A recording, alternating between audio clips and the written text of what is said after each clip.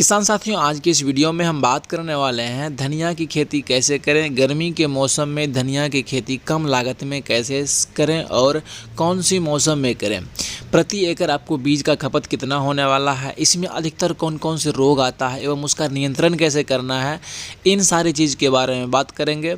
और साथ ही बात करेंगे कौन कौन से खाद को आपको कितने मात्रा में डालना है बुआई से पहले। तो इन सारी चीज़ को देखने के लिए आप वीडियो के अंत तक जरूर बने रहें। नमस्कार किसान साथियों, मैं हूं प्रहलाद, आप सभी देख रहे हैं आपका अपना चैनल अन्नदाता। अगर आप लोग इस चैनल पर पहली बार आए हैं, चैनल को सब्सक्राइब करें और बेल आइकन को जरूर दबाएं। खेती बाड़ी जुड़ी जो भी जानकारी है वो आपको मिलती रहेगी। किसान साथियों, चलिए वीडियो को स्टार्ट करते हैं। सबसे पहले हम बात करते हैं धनिया की खेती करने के लिए आपको खेत को कैसे तैयार करना है, कौन सा खाद डालना है, इसके लिए बात करते हैं। तो आपको किसान साथियों सबसे पहले हल्की जुताई करना चाहिए, या तो कल्टीवेटर से या फिर आपको रोटावेटर से, जिससे कि मिट्टी भुरभुरी हो जाए। जब आपका खेत अच्छी तरह से तैयार हो जाता है किसान साथियों, उसके बाद आपको एक बैग एसएसपी खाद यानी कि सिंगल सुपर फॉस्फेट जो होता है उसका इस्तेमाल आपको 1 एकड़ में करना चाहिए। अगर आप एसएसपी नहीं डाल रहे हैं तो उसके बदले में आप वो जो केचुआ खाद होता है, वर्मी कंपोस्ट होता है, सड़ा हुआ गोबर, इसको आप 3 से 4 ट्रॉली प्रति एकड़ के हिसाब से आपको अपने खेत में डालना चाहिए। किसान साथियों, जब आप खाद डालने के बाद जो आपका धनिया का बीज है उसका बुआई कर देते हैं तो उसके बाद आपको इसमें सिंचाई कर देना चाहिए, यानी कि पानी छोड़ देना चाहिए। इससे क्या होगा, जो जर्मिनेशन होता है वो बहुत ही अच्छे तरीके से होता है और बहुत ही जल्दी होता है। किसान साथियों, अब हम बात करते हैं 1 एकड़ में आपको कितना बीज का खपत होने वाला है। तो किसान साथियों, अगर आप हाइब्रिड वैरायटी का चयन करते हैं, यानी कि जो हाइब्रिड सीड होता है उसका आप चयन करते हैं, तो 1 एकड़ में धनिया की खेती करने के लिए आपको कम से कम 5 से 6 किलोग्राम बीज का खपत होगा। किसान साथियों, कोशिश करें जब आप बीज का उपयोग अपने खेत में करने जा रहे हैं तो उस समय आपको एक चीज़ करना चाहिए कि बीज का उपचार ज़रूर कर लेना चाहिए। बीज उपचार करने से आपके जो जर्मिनेशन परसेंटेज होता है, अधिक से अधिक बीज जर्मिनेट करता है, यानी कि अधिक से अधिक बीज का उगना होता है। और जो भी बीज जर्मिनेट करता है वो बहुत ही हेल्दी होता है, फंगस से सुरक्षित होता है।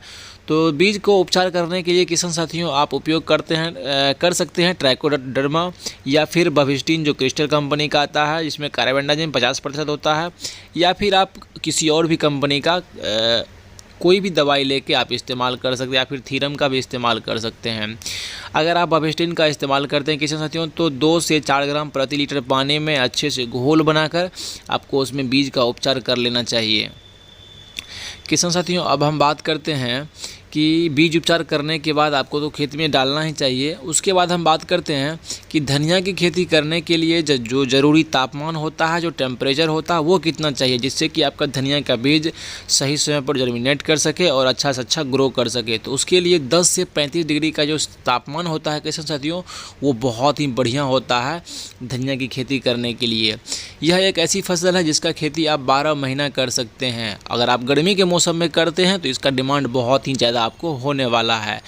अब हम बात करते हैं किसान साथियों, इसके लिए कैसा मिट्टी होना चाहिए जिसमें ये अच्छे से ग्रो कर पाता है, अच्छे से विकास कर पाता है। तो इसके लिए किसान साथियों काली मिट्टी, पीली मिट्टी या फिर किसी प्रकार का दोमट मिट्टी हो, कोई भी मिट्टी हो, बहुत ही अच्छा ग्रोथ करता है। किसान साथियों, अब हम बात करते हैं जिस मिट्टी में आप धनिया की खेती करना चाहते हैं उसका पीएच लेवल क्या होना चाहिए। तो उसके लिए किसान साथियों 5.5 से लेकर 7.5 तक अगर मिट्टी का तापमान है तो बहुत ही अच्छा है। इसमें जो बीज का जर्मिनेशन होता है वो भी बहुत ही अच्छा होता है।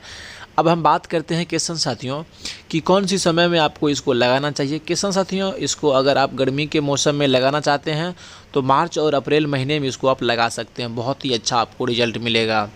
अगर आप ठंड के मौसम में लगाना चाहते हैं तो किसान साथियों उसके लिए आपको अक्टूबर और नवंबर के महीने में लगाना चाहिए, जो कि बहुत ही अधिक आपको उपज भी मिल सकता है और आपको मुनाफा भी हो सकता है।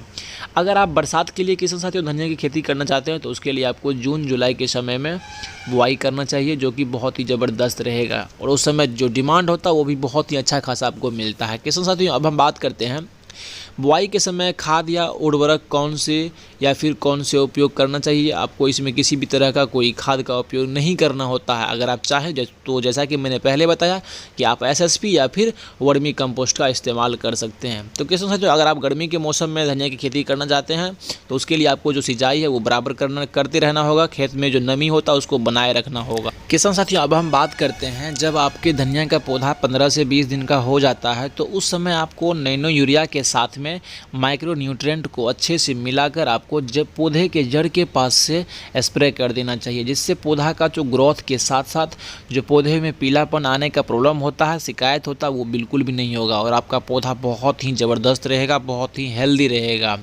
किसान साथियों, अब हम बात करते हैं उन्नत किस्म के बारे में जिसको आपको लगाने से धनिया की खेती को आप अधिक से अधिक उत्पादन ले सकते हैं और अधिक से अधिक मुनाफा कमा सकते हैं। तो इसके लिए आप किसान साथियों RK सुपर जो F1 हाइब्रिड वैरायटी है इसका आप चयन कर सकते हैं, या फिर जो आपके नज़दीकी मार्केट में जिसका ज़्यादा से ज़्यादा डिमांड हो उसका आप इस्तेमाल कर सकते हैं। किसान साथियों, अब हम बात करते हैं धनिया की खेती जब आप करते हैं तो उसमें कौन कौन से रोग आते हैं और उसका नियंत्रण कैसे करना है उसके बारे में बात करते हैं। इसमें अधिकतम जो पत्ते पीले पड़ने वाला बीमारी होता है वो बहुत ही ज़्यादा आता है और कुछ रस चूसक कीट जो होता है उसका अटैक बहुत ही ज़्यादा होता है।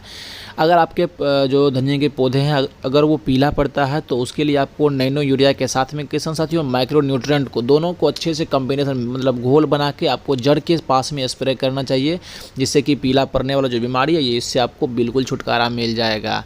अगर किसान साथियों रस चूसक कीटों का अटैक हो रहा हो आपके प्लॉट में, आपके खेतों में, तो आपको इमिडाक्लोप्रिड 17.8% वाला, इसके साथ में आप कार्बेंडाजिम और मैनकोजेब जो UPL कंपनी का साफ आता है, दोनों को अच्छे से घोल बनाकर आपको स्प्रे करना चाहिए। अगर आप इमिडाक्लोप्रिड स्प्रे कर रहे हैं तो 15 ml और उसके साथ में अगर आप UPL का साफ इस्तेमाल कर रहे हैं तो आपको वो 30 ग्राम, इन दोनों को 15 लीटर पानी में अच्छे से घोल बनाकर आपको अपने फसल पर स्प्रे करना चाहिए। आपको बहुत ही ज़बरदस्त रिजल्ट मिलेगा किसान साथियों। किसी भी तरह का फंगस का अटैक भी नहीं होगा और जो भी रस चूसक कीट है उसका भी नियंत्रण हो जाएगा और उसका भी अटैक बहुत ही कम हो जाएगा। किसान साथियों, अगर आप इस तरीके से धनिया की खेती करते हैं तो आपको बहुत अधिक उत्पादन के साथ साथ आपको मुनाफा भी बहुत ज़्यादा होने वाला है। तो किसान साथियों, आज का ये वीडियो आपको कैसा लगा कमेंट बॉक्स में बताएं। अगर वीडियो अच्छा लगा हो तो वीडियो को लाइक करें और हमारे चैनल को सब्सक्राइब करें और किसान साथियों के साथ इस वीडियो को ज़रूर शेयर करें। मिलते हैं एक नए वीडियो में एक नए अंदाज के साथ। जय किसान।